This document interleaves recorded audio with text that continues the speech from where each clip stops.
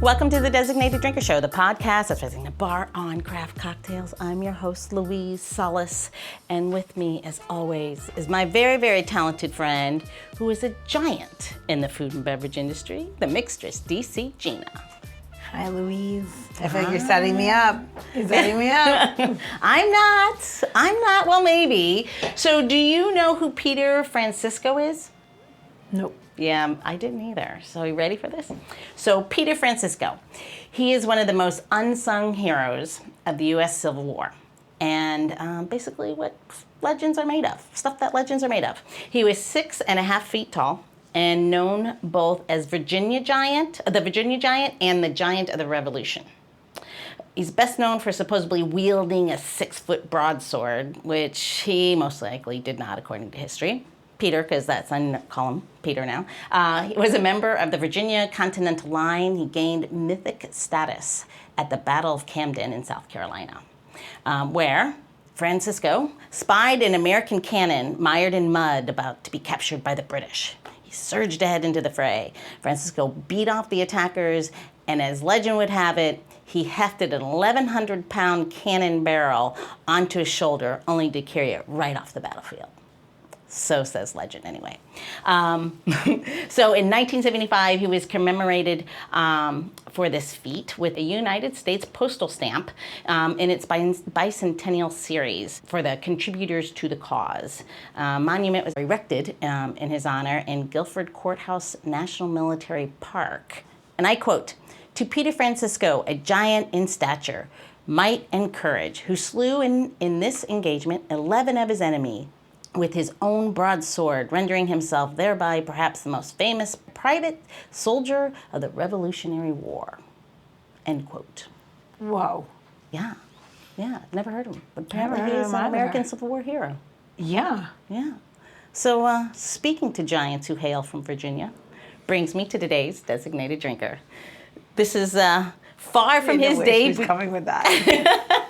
This is far from his debut, on the show. So please, with no further ado, let's welcome back to the show Alexandria's original nightmare, the owner and founder of Manumission Tour Company, Councilman John T. Chapman. Welcome back, John. Thank you for having me. Yay. Well, I didn't know where she was going with that either. I was like, what is interesting happening story. here? Oh. I know she's going to be like, and she lived in Alexandria in your house. Right. Okay, Yeah. It's John's long-lost cousin. And wait, there's more. There's a trail there. No, I'm just kidding. Right. Well, thank you and welcome. Thank you for having me back. Absolutely. So what have you been up to? A little of this, a little of that. Yes. The tourism business, kind of learning that, growing in that, trying to make sure Manumission Tour Company kind of fulfills its mission of telling African-American history here in the city, and learning more about that African-American history. I think for us, we've been kind of plateaued in just trying to make sure the tours we do really are organic and give people a good sense of history in certain time periods. We know that we're not, hitting every time period, every story, every neighborhood.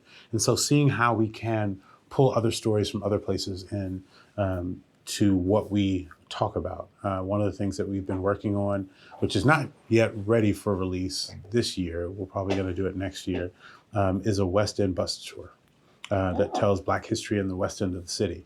And much of that history is not as well known as history in Old Town, or some of the history in the Southeast Quadrant, or some of the religious history of a number of churches here in the city. Most of those tours we have kind of ready to go and have researched and found out cool things about different parts and different people. But the West End is a different animal. Mainly because the west end of the city was not part of Alexandria until the 1950s. And so having to go and do research on that section of town has meant that I've had to go to Fairfax County to track down records and kind of learn about it from, I would say, an outsider's perspective as it relates to Fairfax. And so that's been an interesting process to go through. I'm picturing you like this like library and like the belly of a building and like one light over That's you. right, the little green light, right? And so it's been a little bit of that, right? We're scheduled later this year to go down to the University of Virginia and use their library and see what records and materials we can pull out of there to enhance some of the stories that we're going to talk about as we get rolling. It's also been kind of interesting just to look at kind of our business as a whole. I think I've spent a lot more time actually meeting and growing my network with other tour guide operators, particularly African-American ones or folks that do African-American history. I had the chance to go to a couple of conferences and showcase Manumission Tour Company, but also, again, network with people in that industry. Because a lot of our focus as a business is really starting to be around our schools and our young people, and how do we get them in to see this history and know about it. We're blessed to have partnerships with schools from across the country. We've had folks from Milwaukee mainly kind of come into Alexandria as part of their DC tour, hang out over here for a little bit, take a tour with us, and then head home. But being able to do that is huge. And so we want to try to expand that to other schools and other localities. Side note, I love Milwaukee. Keep going. Yeah. I do. I love Milwaukee. Everyone should go there. Great bar scene. Anyway. Oh, yeah. Great people, awesome history, amazing beer history, but almost all the beer is brewed there, right? Yeah. That's right. But I could see why people would want to come here from there. Oh, yeah. Yeah, it's interesting. Not the fact that you're the nation's capital, but more like very similar, both on the water, both on a river, both everything. Like there's a lot of similarities. Definitely. Yeah, have you been there? I haven't. You'll I love haven't. it. You'll love it. I'm going to put that on my list. You could You'll go love see it. where Laverne and Shirley are from. You would. Ooh. You would love it. Keep Maybe going. Squeaky. I want to do the tour. I haven't done the tour. We'll get you in. I have not done the tour. I tell folks, we'll take you whenever you want to go, but I always recommend the spring or early summer or early fall. Those are usually the best times in the winter. And we've actually seen that as a tour industry. Not a lot of folks want to take a tour in the middle of July and Walking? August. No. Right? Yeah. So Mental. we're starting to have a lot more activity in the spring and in the fall, and kind of this what they call the shoulder seasons. Oh, I never heard Yeah. it before. So really? Oh. Oh, okay. Yeah. That I didn't know. So since Gina's not been on the tour, many of our listeners haven't been able to make it, I would assume, because they're from all around the country. Is there one place that you just got to show them? Is there one person, or I mean, I've been able to do little tours with you here and there, so I haven't been through the whole tour. How long is the tour? Let's start with that. How long is the tour? So we have a couple of tours, right? Yeah. So our main tour, usually the first tour that I recommend for everybody, we call Freedom's Fight in Alexandria. It is a walk from the Barrett Library on Queen Street all the way down to the waterfront. So maybe about ends up being about 8 blocks. Okay. All the way down to the waterfront, and we hit on a lot of different themes in history. At the library is a historic site. It's the site of the 1939 library sit-in. And then we walk all the way down through Market Square, hitting a number of sites that talk about abolitionists back in those days, that talk about enslaved as well as free individuals in Alexandria's pre-Civil War history.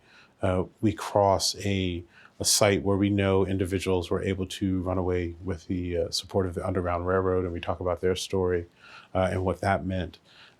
We talk about a number of actually wealthy African Americans who are free people and how they contribute to the community before, unfortunately for one of them, before he's kind of kicked out of town. We get to Market Square and talk about what Market Square was as a site. We know that there was slave trading done on that site. We also know there were enslaved people that actually were vendors at the market. Right now, we still have the market that operates every Saturday, but that market has existed since the mid 1700s. And so we're able to tell some stories from back then about individuals and how those individuals used the ability to sell goods at the market to free their family and move elsewhere and explore life and have a good life in other parts of the region. And of course, we get down to the waterfront and we talk about what the waterfront was and what that history looked like as well. Rough. Yeah, and we People talk think about Alexandria, they think, man. oh, it's so beautiful. It was Right. rough. It was really, it was really rough. It was industrial. I mean, it was an industrial town. I mean, and particularly down in that section, it wasn't the nice shops and things that we have now. Even back as late as the 1950s and 40s, it was like the red light district. It was Really? an interesting place, shall we say. And so you've got interesting Alexandria history that you can tell and talk about. There is this thing, and you have to look it up. Okay. Oh God, what is his name? He wrote the whole thing on prohibition, right? For DC. Oh God, I'll think of his name in a second. He talks about Capitol Hill and specifically Massachusetts Avenue, like how it runs into like what is now North Capitol. That used to be the canal, right? And you used to be able to canal from. So imagine the mall's not there. Yep.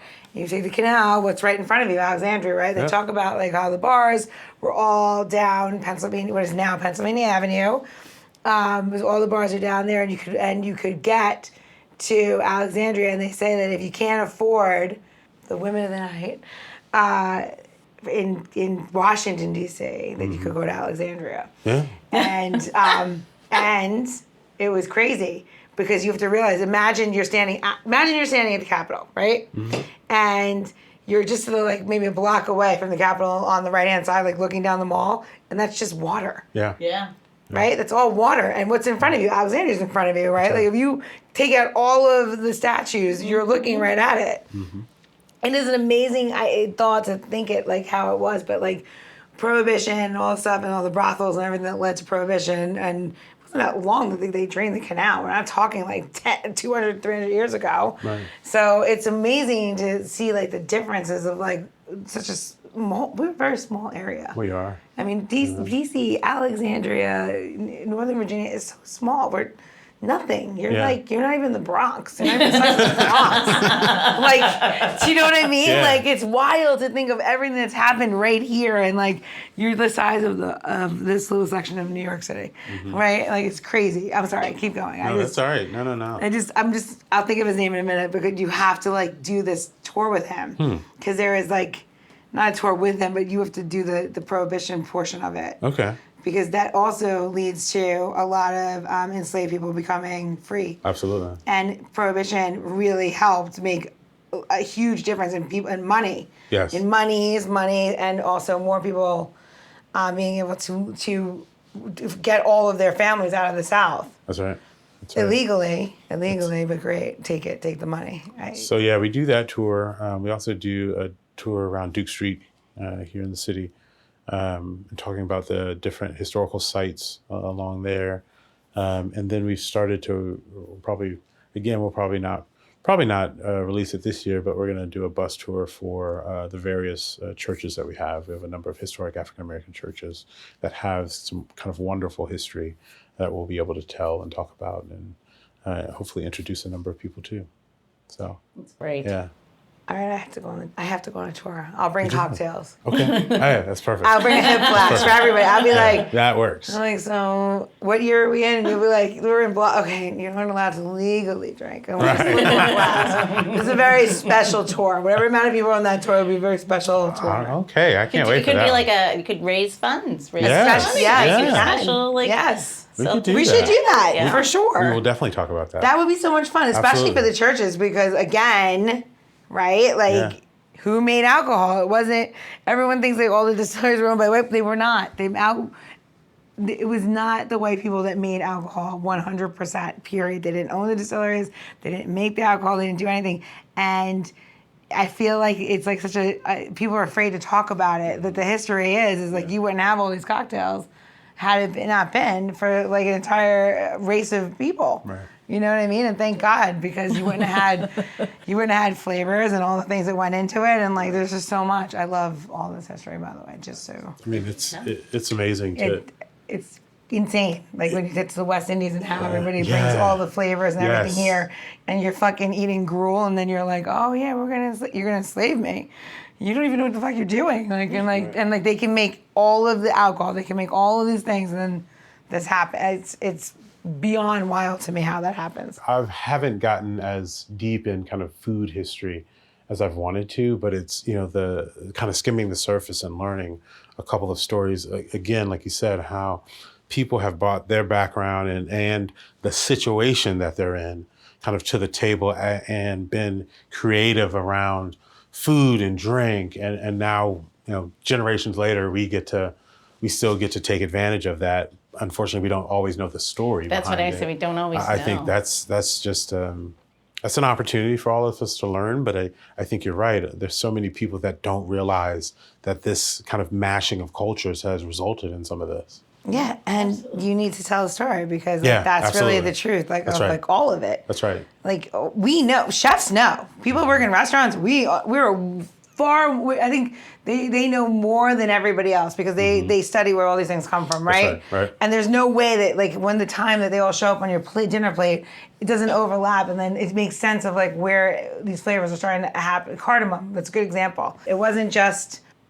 It's a complex. But if you story. don't It's a very tell, complex- like my children, they're young still, how the story happened so it never happens again, Right. that's the only way it ever happens again, right? Yeah. That's right. Well, no one's talking about women's rights, and it didn't happen again. Sorry, keep going. Yeah, I mean, it's no, that's fine. I 50 mean, years ago, because I it was- is, yeah. it is about telling people the truth, telling folks the whole story, and so we start to value each other more, right? In our cultures and where we've come from in our past, because we then can put that on a plate and say, "Oh, I get this from this culture," and there's value in that, Yeah. right? There's value in those people and who they are and what they bring to the table. I think that's kind of why I started Manumission Tour Company.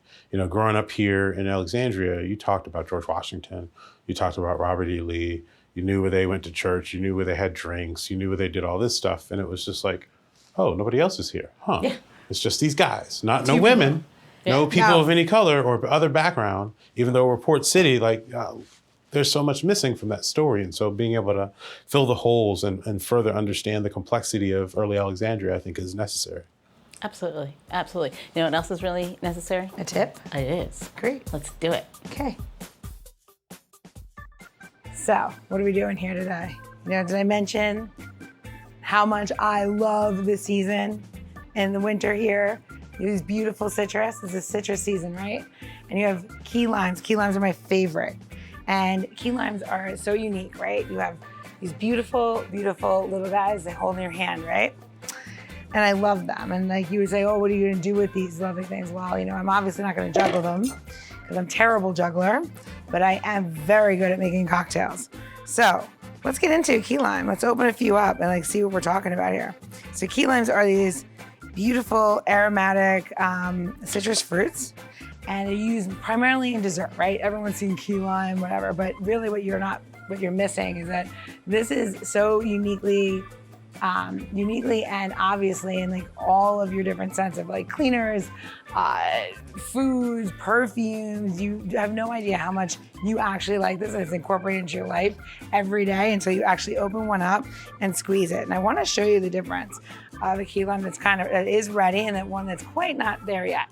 So this one here, right, nice and supple. This one, it's a little bit of time. So this one, we'll put them together and side by side and squeeze them.